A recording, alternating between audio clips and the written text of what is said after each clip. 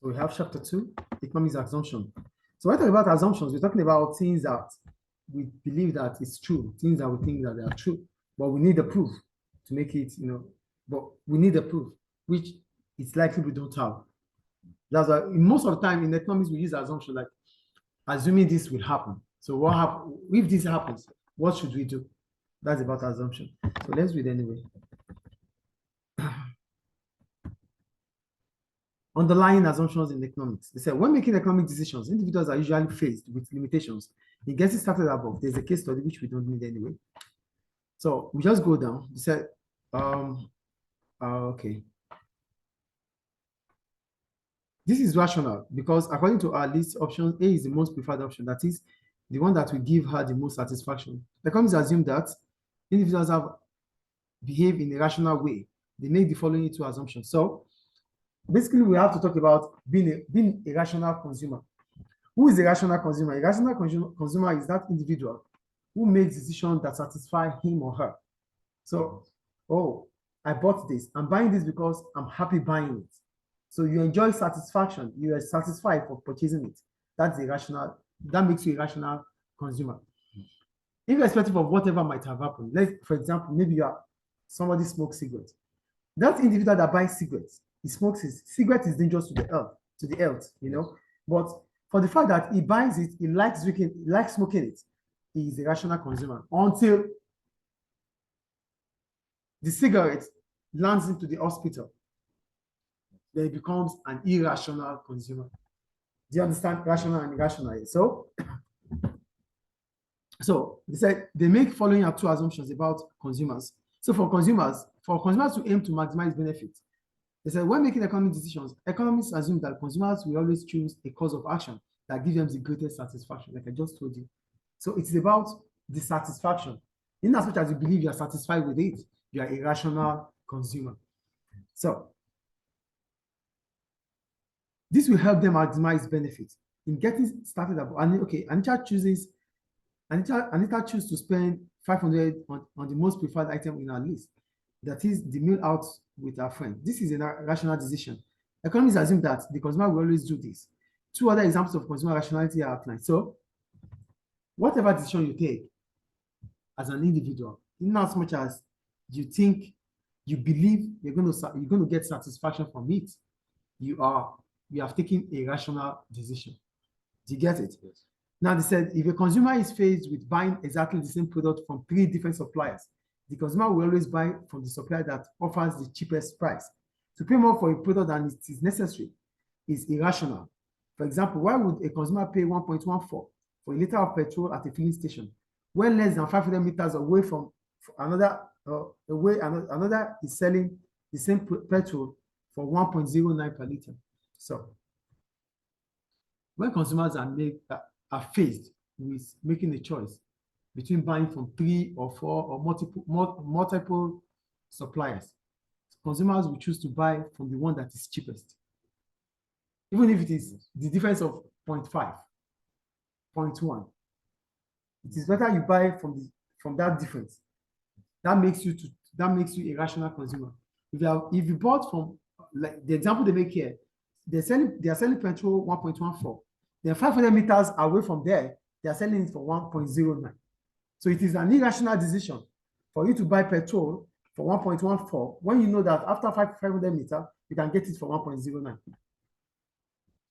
So not buying 1.14 to buy 1.09 makes you to maximize your benefit. And that is a rational decision. That is if you are faced with buying from different suppliers the same product. You check about the cheapest price. That makes you a rational consumer. The other one, they said if consumer is faced with buying a product with different suppliers at the same price, the consumer will buy the best quality product. To buy a product of lower quality would be irrational. So the other problem or the other rational choice is when the products are the same price. Product A, B, C, D, E, F, they are all of the same price. The next thing you think about is the quality. So it is irrational of you to buy a product with the same price with a low quality or that lacks quality. when others have better quality than it. Is it clear? That is consumer maximizing benefit through price and quality. Clear? So go on to businesses now. Businesses aim to maximize their profits too. For business, they want to maximize profits. So when business owners make decisions, they will always choose a course of action that has the best financial results. This is because economists assume that business owners will want to make as much profit as possible. Owners are assumed to be rational when making financial decisions about their businesses. Two examples are outlined below. The business owner can buy some raw materials from 3 different suppliers. The owner will always buy the cheapest available, as long as the quality is the same. To pay more for raw material than is necessary would be irrational. So here, the first example is about producers buying raw materials. If the cost of raw material are the same, they will choose to buy the cheapest. Then they said if the cost of raw materials are the same, no, consumers will want to buy the cheapest, in as much as the quality are the same. So they check the price. If they are the same, they check the quality. Do you get it? Yes. So the other one is when setting the price for a product, the business owner will always choose the highest price that the market can stand. For example, the business owner can sell a product for 5 euros in the market, that owner would not charge 4.5. This would be irrational. By charging the highest possible price, business owners will be maximizing revenue and therefore maximizing their profit. Economists assume that business owners will always do this. So the second way of maximizing profit for owners of a business is to sell at the highest possible price in the market. So if we can sell at 5, why do we have to sell at 4.5? If we know that they can buy at 5, it is irrational of us to sell at 4.5. Is it clear? Yes. This is why consumers may not always maximize their benefits. So what are the reasons why consumers may not be able to maximize their benefit? Number one, it is possible that some consumers have difficulty in calculating the benefits from consuming the product. This is because measuring the satisfaction gained from consuming the product is often very difficult. It is hard to quantify, express in numbers. So the satisfaction gained from consumption, for example, in getting started. So the first reason why it is difficult for consumers to maximize their benefit is that they cannot quantify the satisfaction. They cannot measure the amount or the level of satisfaction. You know, when I drink this water, I'm satisfied. But how am I satisfied? What level is my satisfaction? I cannot measure it. So because you cannot measure your satisfaction, it doesn't allow you to sometimes take decisions about maximizing your benefits, because you don't know how much more you can. You don't know. Yes, I'm happy, but am I so much happy? Am I 100% happy or 70% happy? You cannot measure it. So that's one of the reasons why it's difficult for consumers to maximize benefits. They cannot quantify that satisfaction. Clear? Yes.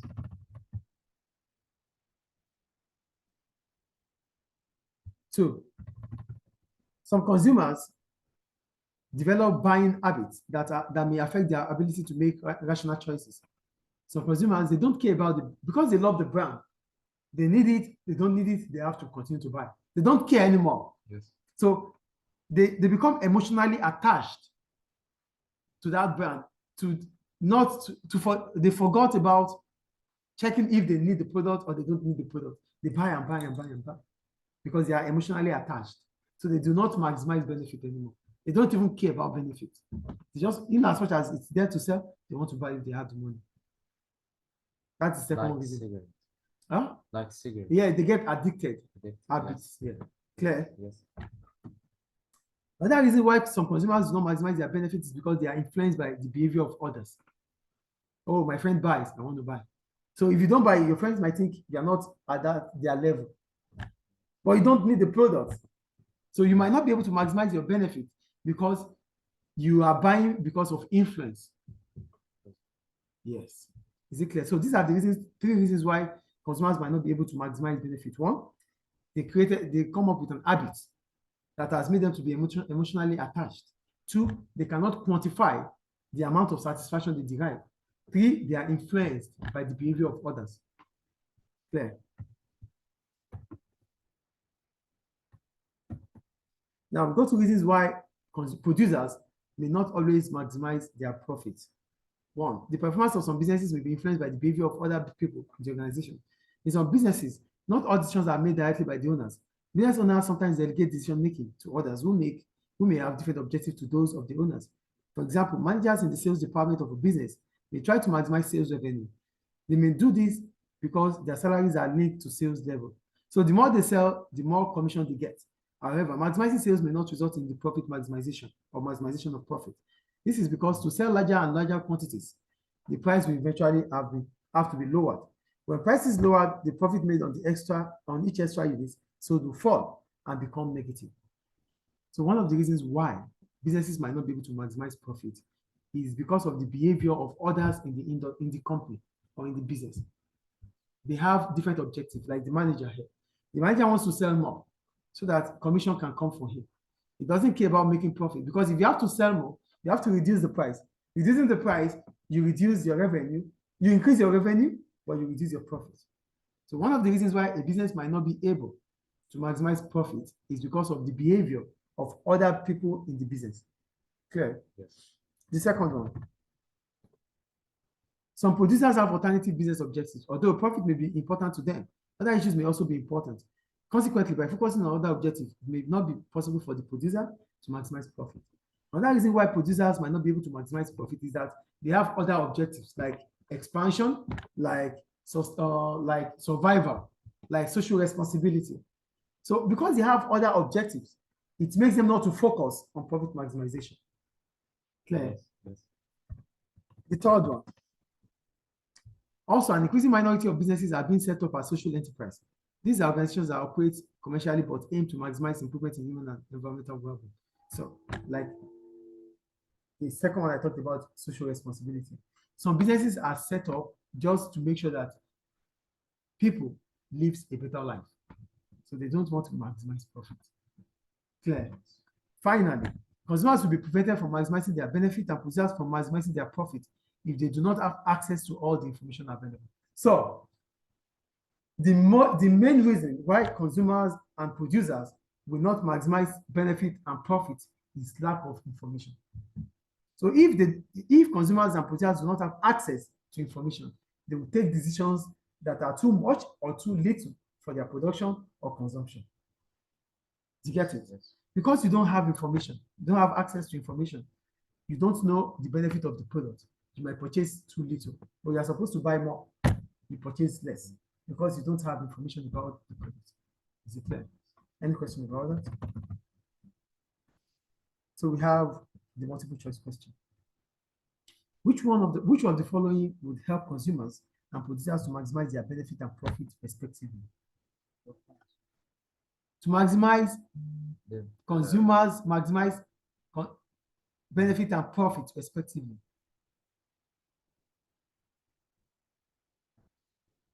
Access to more information. Clear? Yes.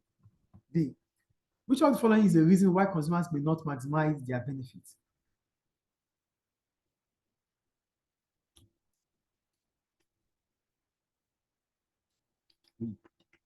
No.